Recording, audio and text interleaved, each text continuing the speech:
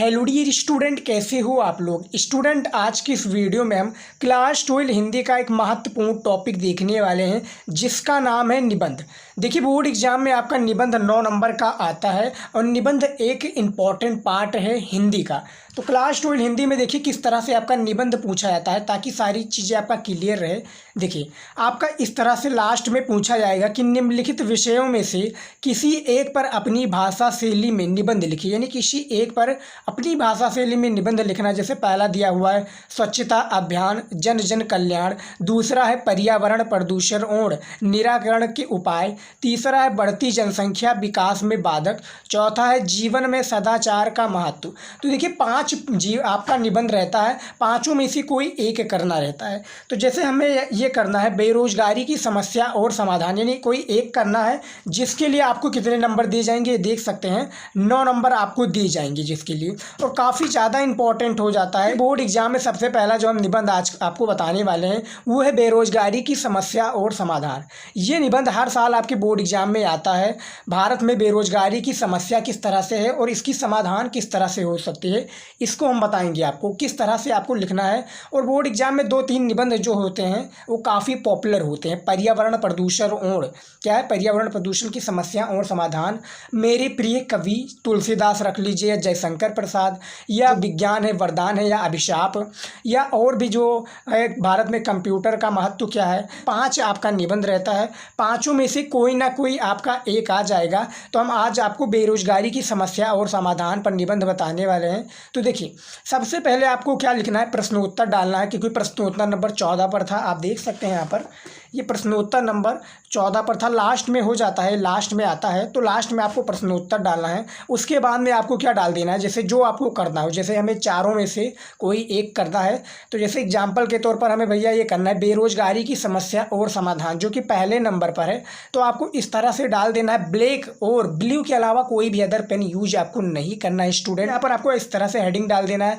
Heading डालने के बाद में क्या करना है, प्रस्तावना डालना है।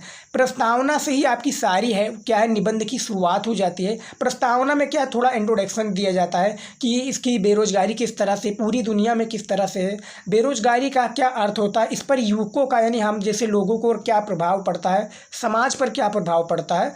तो ये सारी चीज़ें इसमें होती हैं प्रस्तावना में। तो मैं पढ़कर आपको दिखा देता हूँ। देखिए, बेरोजगारी किसी भी देश अथवा समाज के लिए अभिशाप होती है। क्या है, जो बेरोजगारी है किसी देश या अथवा क्या है समाज के लिए अभिशाप होती है। इससे एक और निर्धनता, भुखमरी तथा मानसिक अशांति फैलती है। क्या है, मानसिक जो है अशांति फैलती है। तो दूसरी ओर युवकों में आक्रोश तथा अनुशासनहीनता को भी प्रोत्साहन मिलता है। चोरी डकैती हिंसा अपराध वृत्ति एवं आत्महत्या आदि अनेक समस्याओं के मूल में एक बड़ी सीमा तक बेरोजगारी ही जिम्मेदार है। बेरोजगारी एक ऐसा भयंकर विषय है जो संपूर्ण देश के आर्थिक सामाजिक एवं राजनीतिक जीवन को क्या है दूषित कर देता है। यानी कहने का जो तात्पर्य है प्रस्तावना में निबंध आप जब भी लिखेगा स्टूडेंट याद रखिएगा, आपको ब्लैक पेन से हेडिंग डालना है और नीचे जिस तरह से हमने हाईलाइट किया हुआ है तो आपको क्या कर देना है, एक स्केच लेकर जाना है। तो पटरी से इसको भी आप हाईलाइट कर दीजिए ताकि एग्जामिनर को जो फोकस है वो यही देखता है भैया कि आपकी राइटिंग किस तरह से, राइटिंग आपकी अच्छी है और आपने पॉइंट वाइज लिखा है, तो भैया आपका 9 नंबर कोई भी नहीं काट सकता। लिखिएगा। अब देखिए, यहाँ पर बेरोजगारी में क्या बताया गया कि बेरोजगारी किसी भी देश के लिए एक अभिशाप होती है। यानी बेरोजगारी जो है कोई भी देश है उस वहाँ पर बेरोजगारी, तो वो देश क्या है समाज के लिए वो अभिशाप मानी जाएगी। इसमें वो निर्धनता क्या है, निर्धनता, भुखमरी तथा मानसिक क्या है अशांति फैलती है। जो भुखमरी है वो बेरोजगारी के है, तो जैसे हमारे परिवार में भुखमरी हो जाती है तो हमारे परिवार में क्या होता है, निर्धनता आ जाता है, भुखमरी, तो उससे लोग मरते हैं। मानसिक अशांति होती है, जो घर के जो मुख्य होते हैं उनके ऊपर पूरी जिम्मेदारी रहती है तो फैलती है। दूसरी ओर युवकों में आक्रोश तथा अनुशासनहीनता, यानी अनुशासन से किस तरह से बात करना चाहिए, किस तरह से काम करना चाहिए, ये सारी चीज़ें हट जाती हैं और प्रोत्साहन भी मिलता है। चोरी डकैती हिंसा अपराध का एक क्या होता है, एक नया विकास होता है और नया क्या होता है, नया एक उत्पन्न होता है, उसका जन्म होता है। चोरी डकैती हिंसा अपराध का ये है। इसमें आत्महत्या आदि अनेक समस्याओं के मूल एक बड़ी सीमा तक क्या बेरोजगारी ही जिम्मेदार है। बेरोजगारी एक ऐसा भयंकर विषय है, क्या है, विषय है जो क्या है, जो संपूर्ण देश का आर्थिक, सामाजिक एवं राजनीतिक क्या है, आर्थिक यानी पैसों की, सामाजिक यानी समाज के लोग, राजनीतिक यानी सत्ता वाले लोग तो जीवन में दूषित कर देते हैं। तो ये प्रस्तावना भैया बेरोजगारी की समस्या में, अब उसको हम चलिए देख लेते हैं। इसमें थोड़ा और है कि हमारे देश में बेरोजगारी के अनेक कारण हैं, इनमें से कुछ प्रमुख कारणों का उल्लेख निम्नलिखित है। यानी जो हमारे देश में कारण हैं किसके, बेरोजगारी के, तो बेरोजगारी के जो कारण हैं कुछ कारण हमने बताए हैं। क्योंकि भैया हमने जैसे आपको शुरुआत में ही बताया था कि आपको हेडिंग डाल के लिखिएगा, क्योंकि राइटिंग और हेडिंग मोस्ट इम्पॉर्टेंट होता है हिंदी में।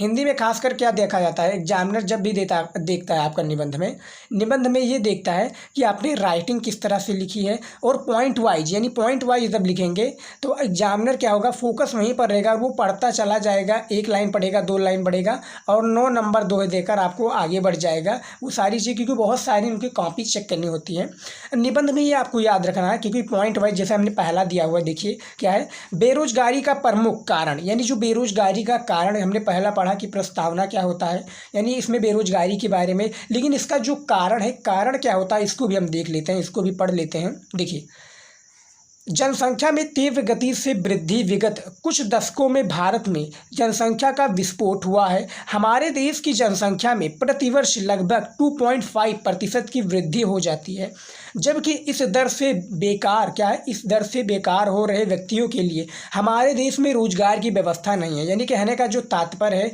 जो बेरोजगारी का प्रमुख कारण है वो क्या है, जनसंख्या में तीव्र गति से वृद्धि, यानी हमारे देश में जनसंख्या का तीव्र वृद्धि हो रही है। कुछ दशकों में भारत में जनसंख्या का विस्फोट हुआ है। यानी कहने का तात्पर्य जो है भैया, पहले जो चीन था, क्या है, पूरी दुनिया में चीन सबसे नंबर 1 पर था जनसंख्या के मामलों में, लेकिन अब जो रिपोर्ट्स आ रही हैं उससे क्या होता है, भारत आगे दिख रहा है, फिर चीन पीछे हो जा रहा है। तो जनसंख्या का विस्फोट भी हो रहा है। प्रेजेंट टाइम में 145 करोड़ से प्लस की जनसंख्या हमारे देश में है, जो कि विस्फोट भी हुआ है। हमारे देश की जनसंख्या में प्रतिवर्ष लगभग क्या है, 2.5% की वृद्धि हो जाती है, यानी 2.5% की वृद्धि हो जाती है। जबकि इस दर से बेकार हो रहे जो व्यक्ति हैं, यानी उससे जो बेकार हो रहे व्यक्ति हैं, उनके लिए देश में रोजगार की कोई व्यवस्था नहीं है। तो ये बेरोजगारी का प्रमुख कारण है। उसके बाद में देखिए दूसरा कारण क्या होता है, क्योंकि आप जब भी आप स्टूडेंट याद रखिएगा, पूरा आप लिखने की कोशिश मत कीजिएगा, थोड़ा थोड़ा पार्ट में आप पॉइंट के हिसाब से लिखेंगे, तो इससे आपका क्या होगा, कॉपी भी अच्छी दिखेगी और एग्जामिनर भी बोर नहीं होगा। नहीं तो आपने भैया जैसे प्रस्तावना ही आपने डाल दिया 150 शब्दों का, तो ये आपको नहीं करना है। 250 वर्ड में लिखना है, जितना पूछा गया है उतना ही लिखिए और पॉइंट के हिसाब से लिखिए। जैसा कि दूसरा पॉइंट हमारा देखिए क्या है, हमारे देश में कुशल एवं प्रशिक्षित व्यक्तियों की कमी, यानी जो कुशल एवं प्रशिक्षित यानी पढ़े लिखे व्यक्तियों की कमी। अब इसमें देखिए क्या है, उद्योगों के सफल संचालन के लिए विदेशों से क्या है, जो उद्योग हैं इसके सफल संचालन के लिए विदेशों से प्रशिक्षित कर्मचारी बुलाने पड़ते हैं। इस कारण से देश के कुशल एवं प्रशिक्षित व्यक्तियों के बेकार हो जाने की समस्या हो जाती है। यानी क्या कहने का तात्पर्य है, यानी जो हमारे देश में जो कुशल एवं प्रशिक्षित व्यक्तियों की कमी है, इनमें जो एक मुख्य कारण क्या है, वो पढ़े लिखे नहीं है। इसमें क्या होता है, जो उद्योग के लिए सफल संचालन यानी परीक्षण के लिए या कोई भी कार्य के लिए जो विदेशी लोग हैं, विदेशी से प्रशिक्षित कर्मचारी बुलाने पड़ते हैं, जो वहाँ से पढ़े लिखे कर्मचारी होते हैं, जिनको नॉलेज होता है उद्योग के बारे में, सारी चीज़ें करने के बारे में। तो इस कारण से देश के कुशल एवं प्रशिक्षित व्यक्तियों के बेकार हो जाने की भी समस्या हो जाती है। तो ये दूसरा हमारा टॉपिक होगा, दूसरा हमारा हेडिंग हो गया।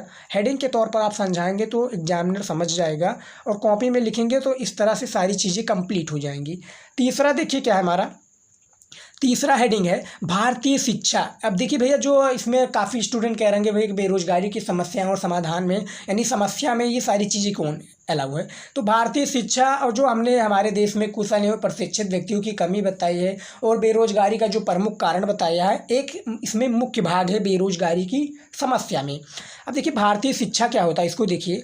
भारतीय शिक्षा सैद्धांतिक अधिक है, ये व्यवहारिकता से शून्य है। इसमें पुस्तकीय ज्ञान पर भी विशेष क्या है, जो पुस्तकीय ज्ञान पर भी विशेष ध्यान दिया जाता है। यहाँ के स्कूल कॉलेज से निकलने वाले छात्र क्या है, दफ्तर के लिपिल ही बन जाते हैं, क्या है, लिपिल ही बन पाते हैं, वह निजी उद्योग धंधे में स्थापित करने योग्य नहीं बन पाते। यानी कहने का जो तात्पर्य भारतीय शिक्षा में कि जो भारतीय शिक्षा का सैद्धांतिक अधिक है, इसमें व्यवहारिकता से शून्य है।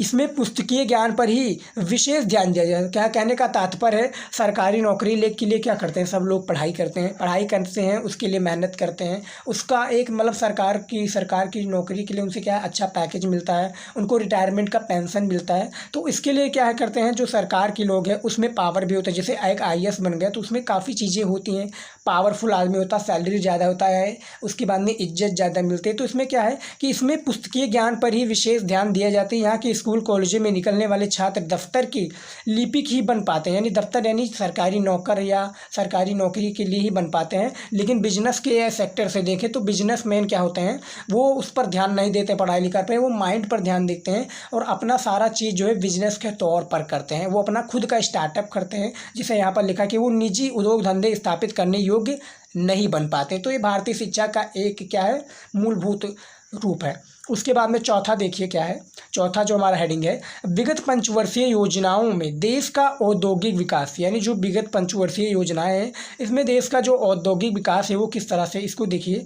समुचित रूप से देश का औद्योगिकरण, जो समुचित रूप से देश का औद्योगिकरण नहीं किया जा सकता, अतः व्यक्तियों के लिए रोजगार नहीं उपलब्ध हो पा रहे हैं। जो व्यक्तियों हैं उनके लिए क्या है, रोजगार नहीं उपलब्ध हो पा रहे हैं, किससे, विगत पंचवर्षीय योजनाओं के औद्योगिक विकास में। उसके बाद में अब देखिए हमारा बता दिए पूरा समस्या की समस्या क्या है। अब इसका समाधान कैसे हो सकता है बेरोजगारी की समस्या का, तो इसमें देखिए कुछ पॉइंट के हिसाब से हमने आपको बताया है ताकि सारी चीज़ें जो है क्लियर रहे। जैसे कि पहला पॉइंट है, जनसंख्या में अत्यधिक वृद्धि बेरोजगार का मूल कारण है, इस पर नियंत्रण बहुत आवश्यक है। जनता को परिवार नियोजन का महत्व समझाने हुए उसमें छोटे परिवार के प्रति चेतना जागृत करनी चाहिए। यानी कहने का जो तात्पर्य है, जनसंख्या अत्यधिक क्या है, वृद्धि हो रही है हमारी इंडिया में, हमारे देश में। बेरोजगारी का भी एक मूल्य कारण हो रहा है, जो पढ़े लिखे व्यक्ति हैं उनको रोजगार नहीं मिल रहा है, वो अपना काम ज्वाइन न कर रहे, उनका अपना परिवार का खर्चा नहीं चल रहा। तो इस पर नियंत्रण करना क्या है, जनसंख्या पर नियंत्रण करना एक आवश्यक है। जनता क्या है, जो जनता है उसमें परिवार नियोजन का महत्व समझाना चाहिए, उसमें छोटे परिवार के जो है प्रति चेतना क्या है, चेतना जागृत करनी चाहिए, चेतना जागृत करनी चाहिए कि भैया जनसंख्या ना फैलाए, ज़्यादा ना करें। इससे क्या होता है, आपके परिवार आपके समाज पर इफेक्ट पड़ता है, वो रोज़गार नहीं पाता है और वो बेरोजगार ही रह जाता है।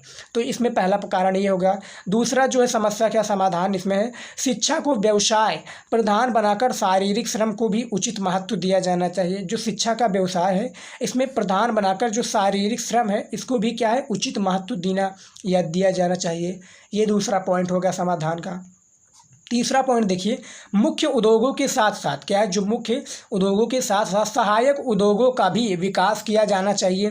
जैसे कृषि के साथ पशुपालन तथा मुर्गी पालन आदि। यानी कहने का जो तात्पर्य है कि जो मुख्य उद्योगों के साथ साथ सहायक उद्योगों का भी विकास किया जाना चाहिए, जैसे कृषि के साथ पशुपालन तथा मुर्गी पालन आदि। ये समस्या का तीसरा समाधान हो गया।